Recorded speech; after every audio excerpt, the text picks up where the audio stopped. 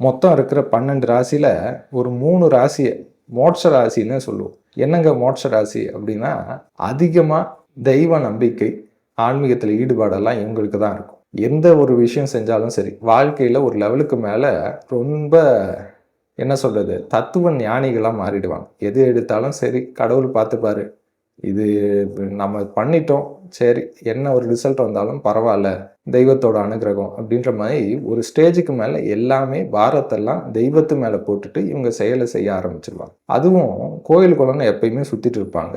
இல்லை இன்னொரு ஹைலைட் என்னன்னு பார்த்தீங்கன்னா, கோயில் போக போக பிரச்சனைகள் குறையுதோ இல்லையோ, புதுசு புதுசாக இன்னொரு பிரச்சனைகள் உருவாகிட்டே இருக்கும். அது ஏன்னா கோயில் போக போக கர்ம வினைகள் கழியணும். கர்ம வினைகள் கழியுதுன்னா புதுசு புதுசாக பிரச்சனை வரும்.